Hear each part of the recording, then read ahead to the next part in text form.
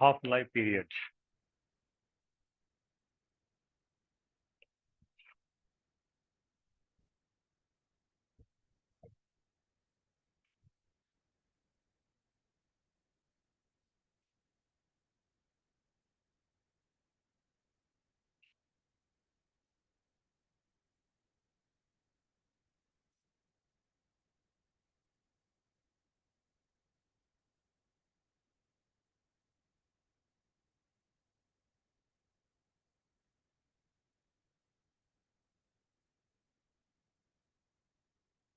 Half life period.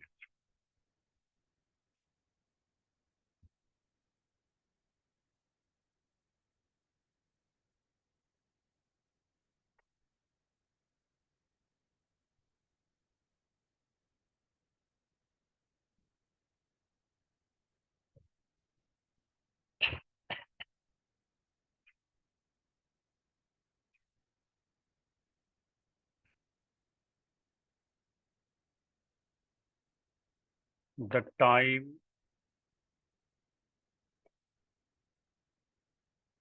in which molar concentration of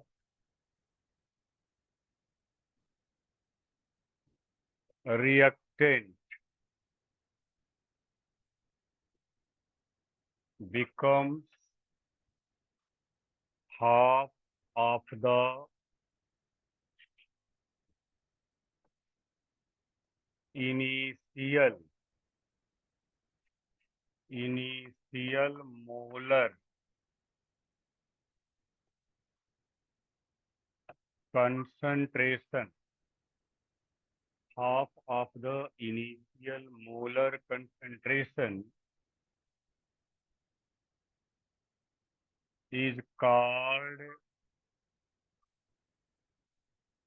half life, यानी वह समय जिसमें रिएक्टेंट का मोलर कंसंट्रेशन इनिशियल कंसंट्रेशन का क्या हो जाए, हाफ हो जाए, उसे हम लोग का हाफ लाइफ पीरियड कहते हैं या हाफ लाइफ कहते हैं.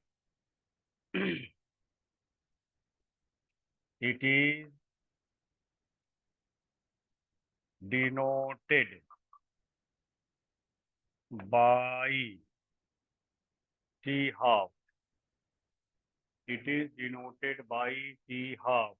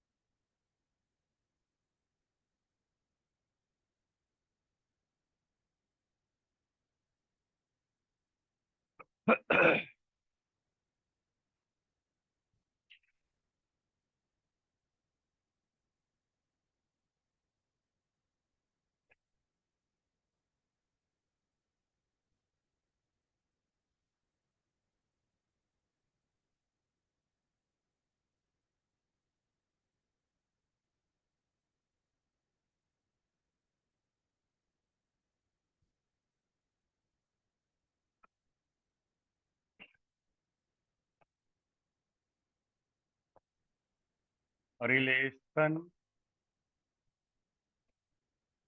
Between K0 and T half. Relation between K0 and T half. K0 मतलब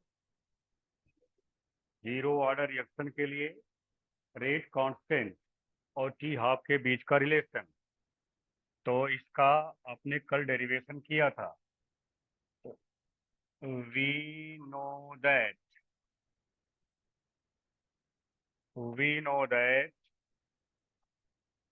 K0 equal to X upon T, यही निकाला था कल. K0 equal to X upon T. Condition apply कर दो. If x is equal to a/2, x is equal to a/2।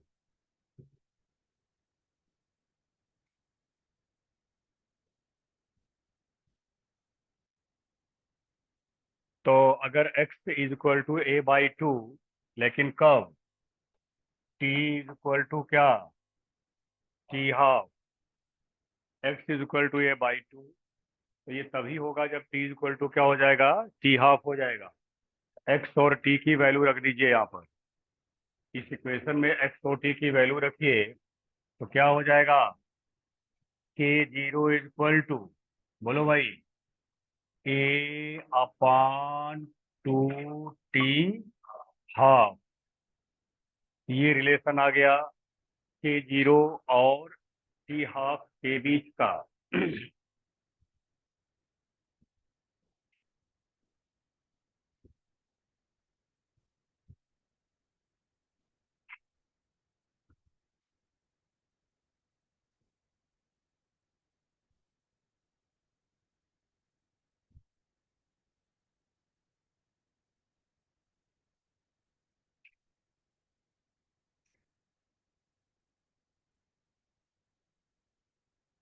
हो गया। थोड़ा सा इस इक्वेशन को और सॉल्व करो, जरा t½ को ले आओ आप k0 के जगह पर। t½ इज इक्वल टू हो जाएगा 2k0। इसको ऐसे लिख सकते हो, t½ is equal to 1/2k0 ऐसा लिख सकते हो आप। अब k0 कांस्टेंट है ना, तो इसका मतलब 1/2k0 भी क्या होगा, कांस्टेंट होगा। तो क्या आप लिख सकते हो प्रोपोर्शनल टू ए, ऐसा लिखा जा सकता है, क्योंकि 1/2k0 क्या है, कांस्टेंट है। तो क्या मिला, क्या यहाँ सेंटेंस बना सकते हो आप, यही जीरो ऑर्डर रिएक्शन के लिए टी हाफ इनिशियल कंसंट्रेशन, ए मतलब हो गया इनिशियल कंसंट्रेशन। तो यहाँ पर लिख दीजिए where A initial molar concentration, initial molar concentration of reactant, initial molar concentration of reactant.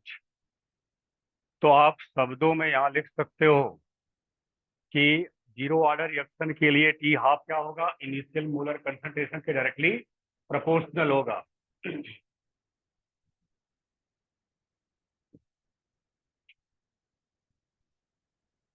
10 for zero order reaction, the half life, the half life is directly proportional, directly proportional to the initial molar concentration, molar concentration, molar concentration of reactant। इसका मतलब हो गया कि reactant का molar concentration घटाएंगे तो उसका half life period घटेगा, और बढ़ाएंगे तो बढ़ेगा। ये केवल और केवल ध्यान रखना, ये केवल जीरो ऑर्डर रिएक्शन के लिए कंडीशन है ये, और कोई भी ऑर्डर आगे हम लोग पढ़ेंगे वहां पर ये कंडीशन आपको देखने के लिए नहीं मिलेगा। दूसरी बात ध्यान देना, तो जनरल वॉकिंग टॉकिंग में आप जो लोग क्वेश्चन आपसे किया जाएगा, जीरो ऑर्डर रिएक्शन के लिए आप के यानी रेट कांस्टेंट की यूनिट क्या होगी, ठीक है, और जीरो ऑर्डर रिएक्शन के लिए क्या रेट जो है कंसंट्रेशन पर डिपेंड होता है या नहीं होता है। ये तो तीन बातें ऐसी होती है, उसके बाद तो आपको लर्न करना है, आपको उसको डिराइव करना है, डिराइव करके लिखिए, उससे कोई फर्क नहीं पड़ने वाला, वो तो एग्जाम का पैटर्न हो गया। लेकिन जनरल बात आपके दिमाग में क्या होना चाहिए कि अगर आपके पास जीरो ऑर्डर रिएक्शन है, तो जीरो ऑर्डर रिएक्शन की जो वेलोसिटी होती है वो रिएक्टेंट के कंसंट्रेशन पर डिपेंड नहीं होती। हाफ लाइफ पीरियड जो है वो इनिशियल कंसंट्रेशन के डायरेक्टली प्रोपोर्शनल होता है।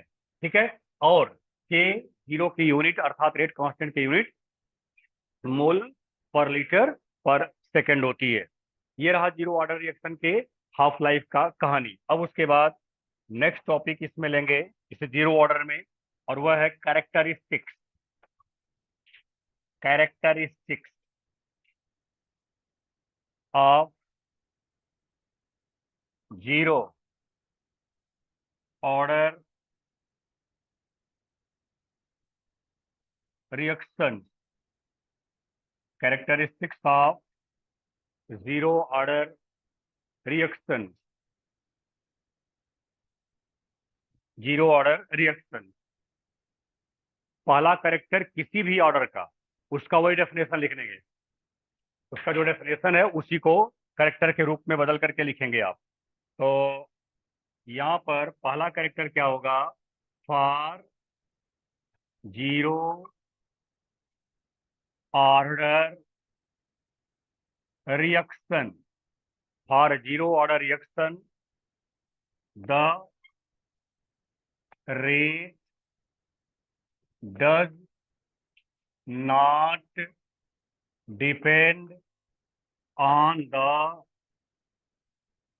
Molar concentration molar concentration of reactant।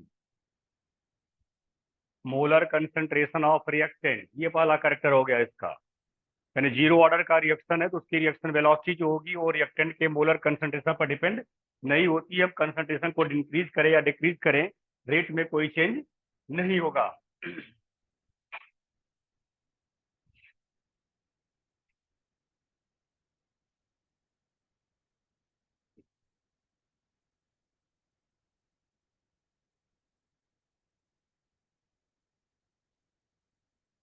Okay. Number two. Number two, the unit the unit of rate constant for zero order reaction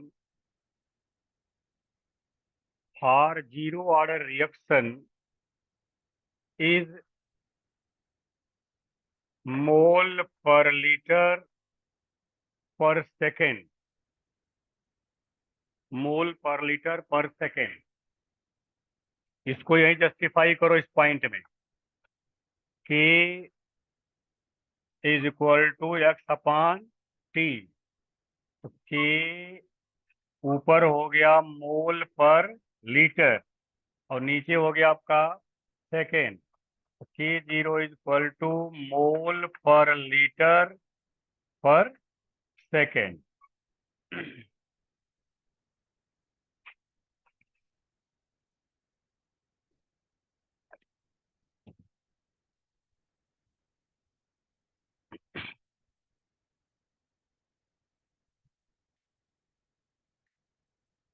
उसके बाद पॉइंट थ्री अभी जो आपने लिखा था हाफ लाइफ वाला, हाफ लाइफ का जो स्टेटमेंट लिखा था वो लिखेंगे आप क्या? हार जीरो ऑर्डर रिएक्शन। हार zero order reaction the half the half life is independent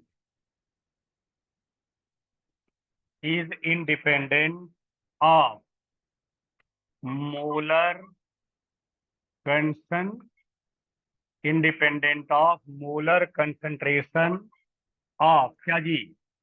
of reactant. Molar concentration of reactant is independent of molar concentration of reactant.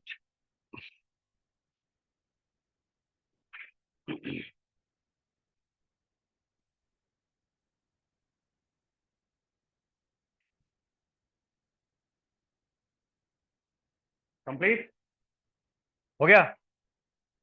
Point next,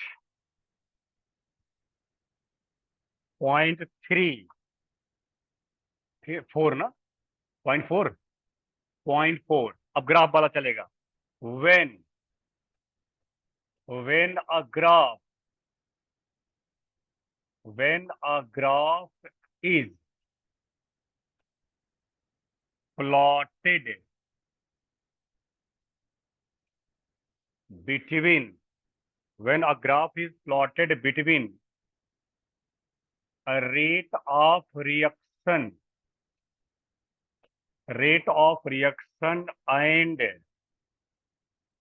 molar concentration of reactant, comma, a straight line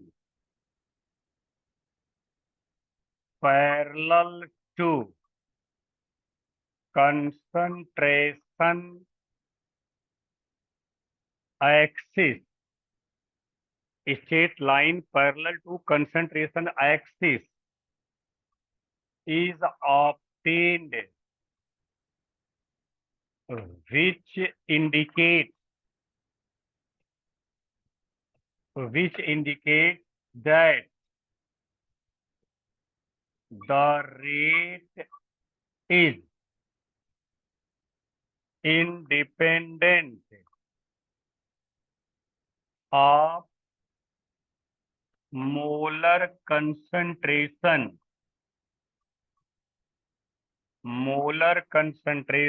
of reactant, independent of molar concentration of reactant.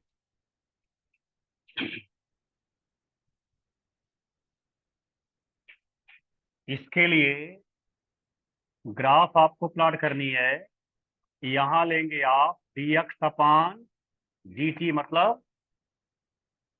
मतलब rate of reaction, और इसके long आप लेंगे molar concentration. इसके long molar concentration. Sentence को पढ़ो. कह रहा है a straight line parallel to concentration axis. तो कंसंट्रेशन एक्सिस ये है, इसके पैरेलल एक स्ट्रेट लाइन ये होगी ना. बोलो भाई, कंसंट्रेशन एक्सिस ये जा रहा है, इसके पैरेलल ये स्ट्रेट लाइन होगी. अब जब ये स्ट्रेट लाइन होगी, जरा ध्यान देना यहाँ पर, इनिशियल में जीरो ऑर्डर रिएक्शन का जो रेट था, वह रेट लगातार क्या है, वो रेट लगातार देखिए कांस्टेंट बना हुआ है, क्योंकि इस एक्सिस पर कोई चेंज नहीं हो रहा है. तो इसलिए हम लोग कहेंगे कि रेट जो है वो मोलर कंसंट्रेशन के क्या है, बोलो इन डिपेंडेंट है. अर्थात मोलर कंसंट्रेशन कितना भी चेंज करेंगे, लेकिन रेट में कोई चेंजिंग नहीं हो रही है, क्योंकि ये ग्राफ हमारा क्या बता रहा है कि रेट पहले जो था वही रेट ये कंटिन्यू परसिस्ट कर रहा है. हम कंसंट्रेशन को कितना भी यहाँ हम बढ़ा रहे हैं. तो ये ग्राफ अगर कभी भी आपको दिखाई देगा रेट और मोलर कंसंट्रेशन के बीच, आप सीधे कहोगे कि ये जीरो ऑर्डर रिएक्शन के लिए ग्राफ है. ग्राफ प्लॉट कर लें.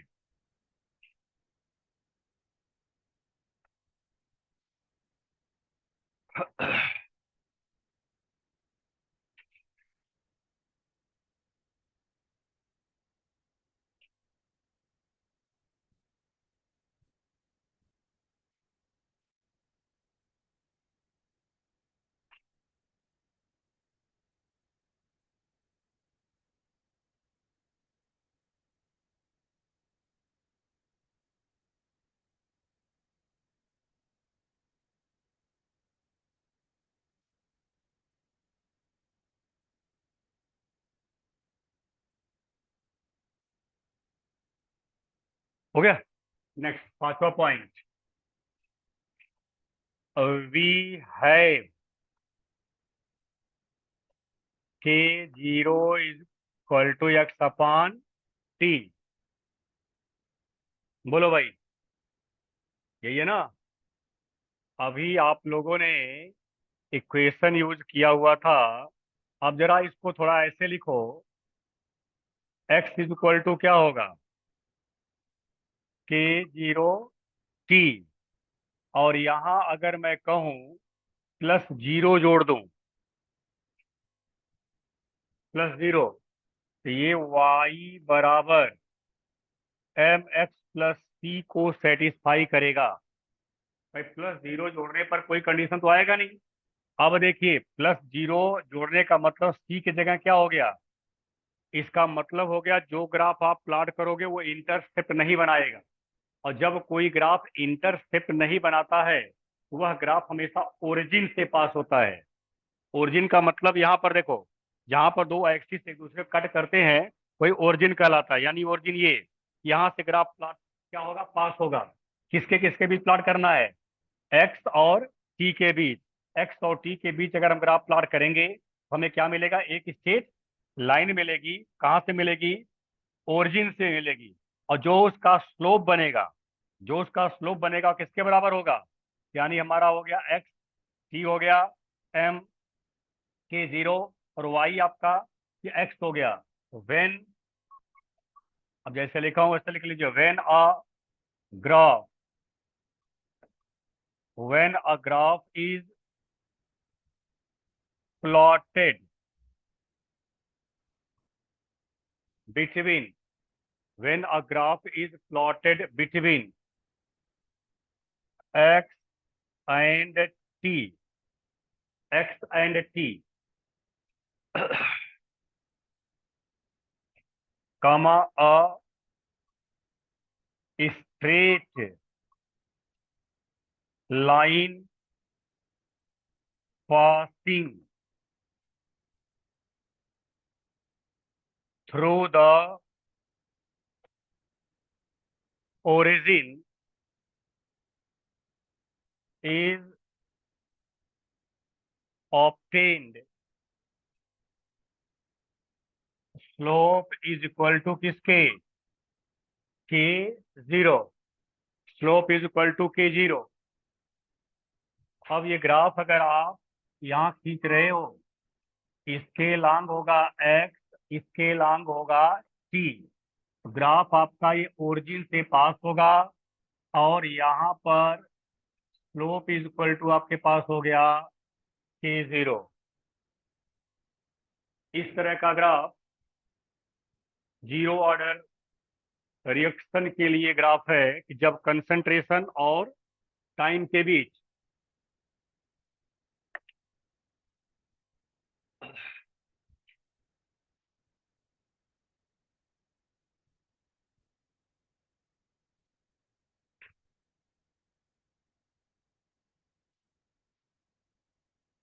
इस कंडीशन पर ये ग्राफ आपके पास मिलेगा। अब उसके बाद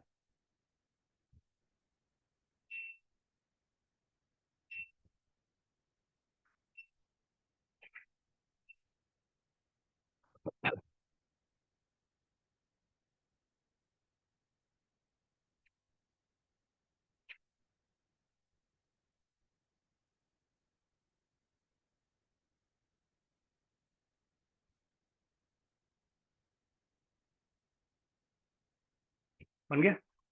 नेक्स्ट, छठा पॉइंट,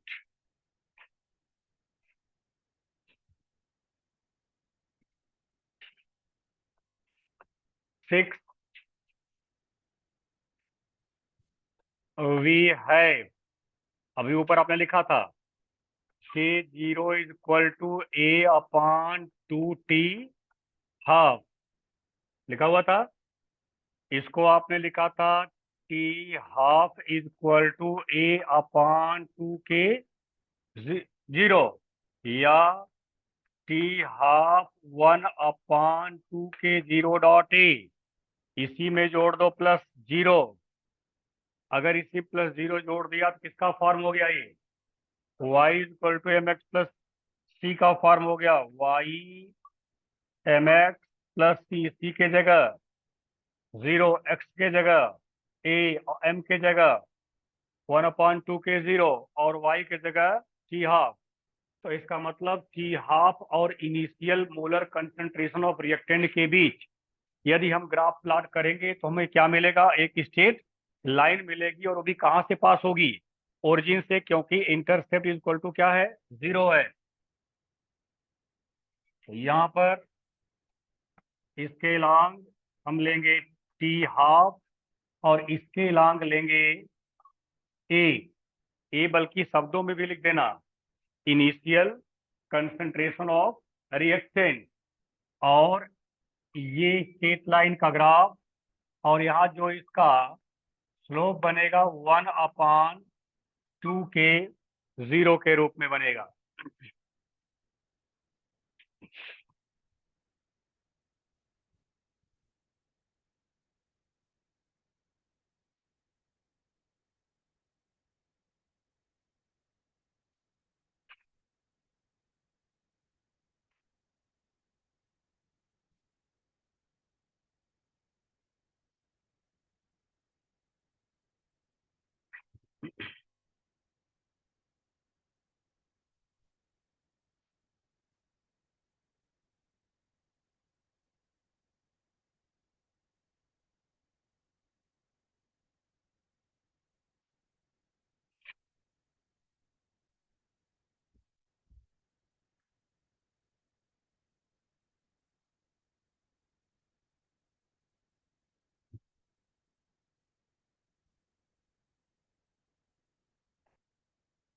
हो गया लास्ट, इसका करेक्टर में last. When we plot a graph between molar concentration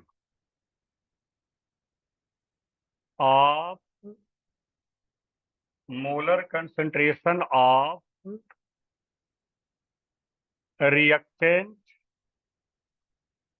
and time,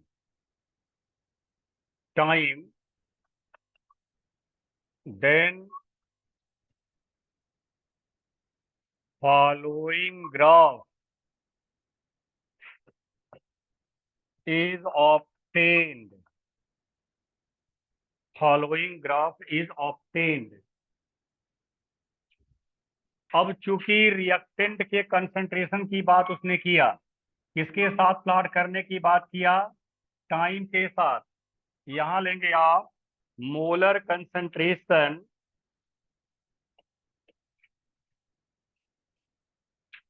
molar concentration of. तो हम जब हम लोग डिस्कस कर रहे थे जनरल केस के बारे में, तो हमने ये बताया था कि जैसे जैसे टाइम पास होगा रिएक्टेंट का कंसंट्रेशन क्या होगा? डिक्रीज करेगा, और प्रोडक्ट का कंसंट्रेशन इंक्रीज करेगा। तो इनिशियल में हाईएस्ट कौन होगा? रिएक्टेंट होगा। इनिशियल में जीरो कौन होगा? प्रोडक्ट होगा। तो अगर मैं कहूं कि इनिशियल में रिएक्टेंट हमारा यहाँ पर ये है, तो इसका कंसंट्रेशन टाइम के साथ क्या होगा? टाइम के साथ डिक्रीज करेगा, और एक अवस्था ऐसी आएगी, क्या हो जाएगा वो? बोलो, टाइम एक्सिस के पैरेलल ऐसा ग्राफ आप प्लॉट किए हो?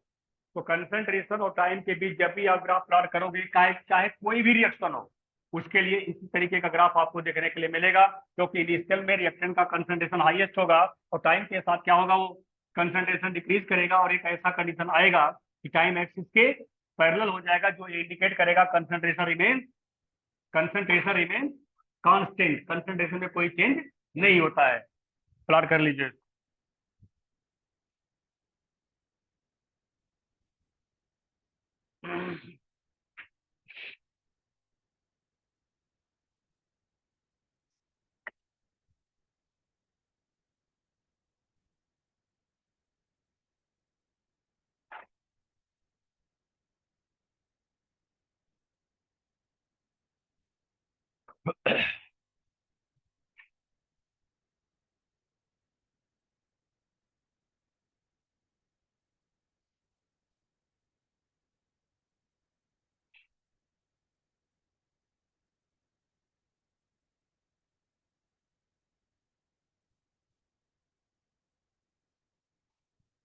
हो गया? ओके, अब इसका example.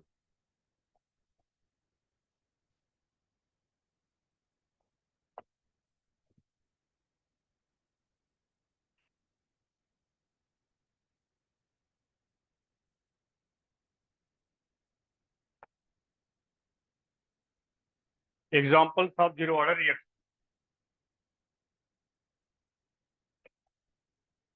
Examples of zero order reaction. पहला example, the thermal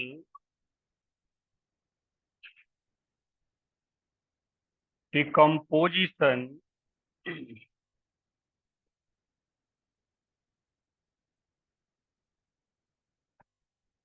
the thermal decomposition of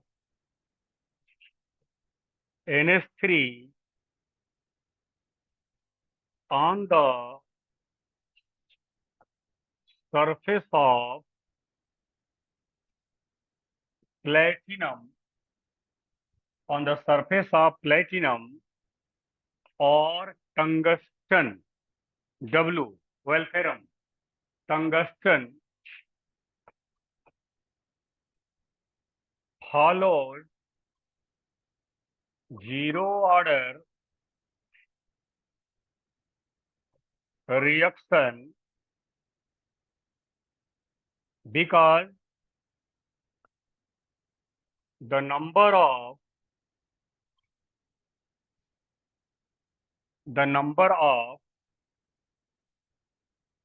NH3 molecule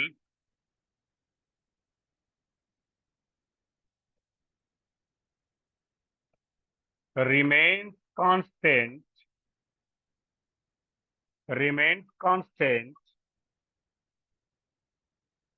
on the surface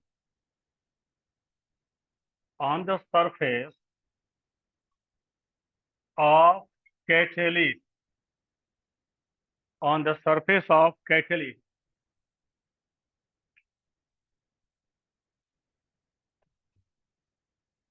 NH3,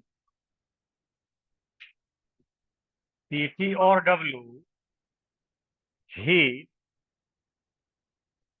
N2 plus 3H2.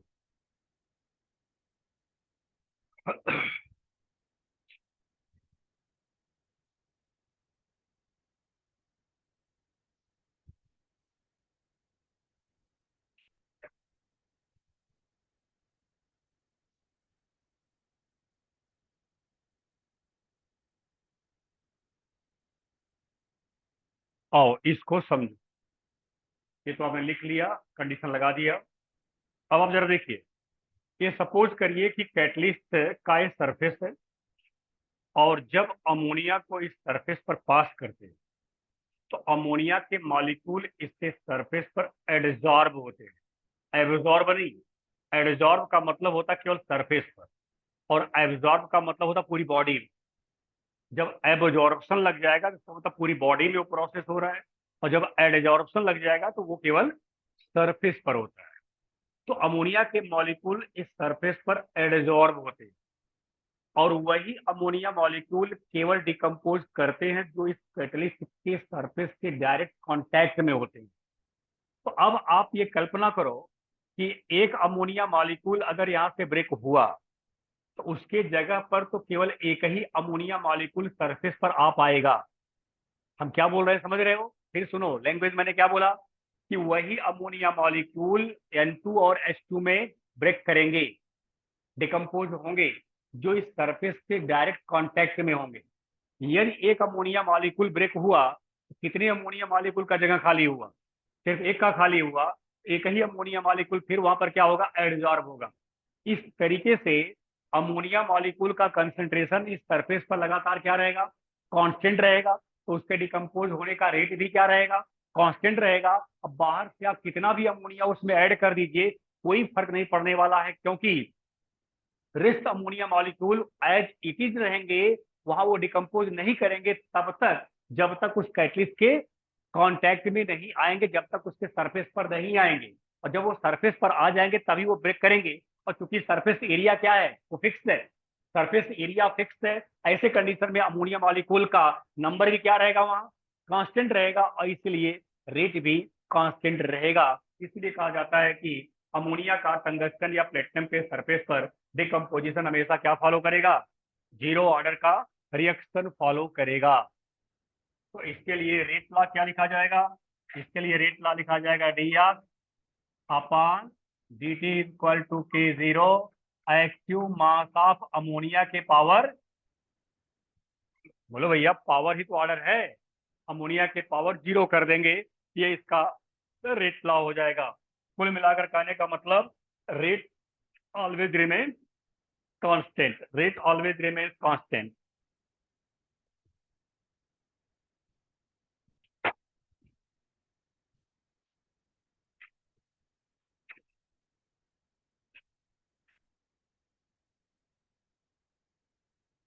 ठीक, दूसरा example number 2, the photochemical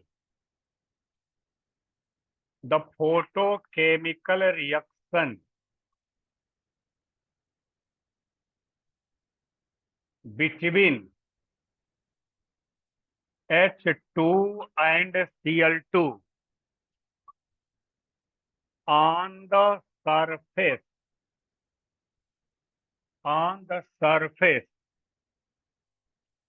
of water follows zero order reaction, follows zero order reaction because the rate of formation of HCl is equal to the rate of dissolution of HCl in water. The rate of formation of HCl is equal to the rate of dissolution of HCl in water as a result, जिसके परिणाम स्वरूप as a result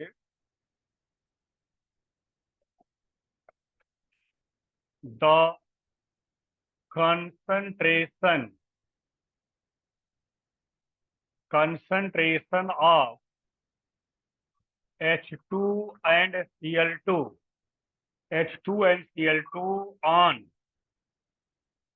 the surface of water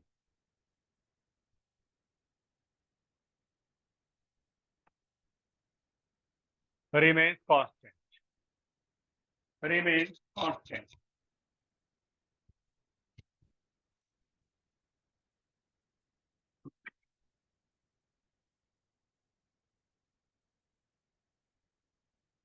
H2 plus Cl2 HNU water surface ये देगा 2HCl। ये दो example आपके पास हो गए जीरो ऑर्डर रिएक्शन के।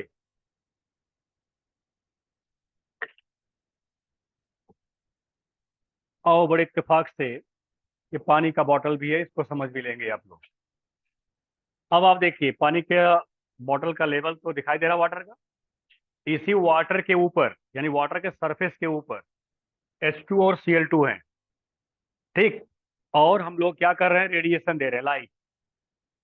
जब लाइट देते हैं H2 और Cl2 आपस में रिएक्शन करेंगे, रिएक्शन करने के बाद क्या बनाएंगे, HCl। अब ध्यान रखना HCl इज वाटर सॉल्युबल, अगर दिमाग में है तो ठीक है, अदरवाइज याद कर लो HCl इज वाटर सॉल्युबल। तो HCl जो बनेगा वाटर में क्या होगा, सॉल्युबल होगा। और जब वाटर में वो सॉल्युबल हो जाएगा, वाटर में डिजॉल्व होगा, वाटर का लेवल, वाटर का लेवल बढ़ेगा। जब वाटर का लेवल बढ़ेगा तो जो सरफेस पर, ध्यान रखना, जो सरफेस पर H2 और Cl2 थे उनका अमाउंट फिर कांस्टेंट हो गया, क्योंकि सरफेस बढ़ने से, अगर यही सरफेस ना बढ़ता, H2 और Cl2, अगर यहाँ पर लेवल, वाटर लेवल ना बढ़ता, H2 और Cl2 जितना रिएक्ट करता वो पूरा का पूरा वाटर में डिजल्व रहता, तो H2 और Cl2 का अमाउंट क्या होता, डायरेक्ट कम होता। लेकिन यहाँ पर क्या हो रहा है, ये Cl डिजॉल्व हो रहा है तो इसका लेवल क्या हो रहा है, लेवल इंक्रीज कर रहा है, और लेवल इंक्रीज करने की वजह से H2 और Cl2 का कंसेंट्रेशन वहां हमेशा कांस्टेंट बना रह रहा है। इस वजह से यहाँ एक लाइन लिखा गया है कि रेट ऑफ फॉर्मेशन, लिखा हुआ ना, rate of formation of HCl is equal to the rate of dissolution of HCl in water. इसकी वजह से रेट में कोई चेंज नहीं होता, और अगर कंसेंट्रेशन कांस्टेंट है, रेट में कोई चेंज नहीं है, तो ऐसे रिएक्शन को हम लोग क्या करेंगे, जीरो ऑर्डर का रिएक्शन नाम दिया जाएगा। ये रहा कहानी अभी तक की जीरो ऑर्डर को लेकर के। अब उसके बाद हम लोग चलेंगे अगले पड़ाव पर, और वह है first order reaction. First order reaction,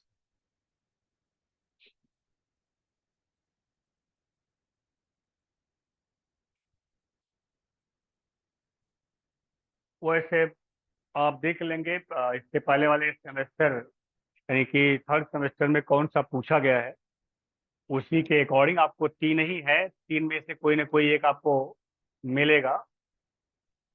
first order reaction, बताओ जी ऑर्डर क्या होता है। ऑर्डर का मीनिंग,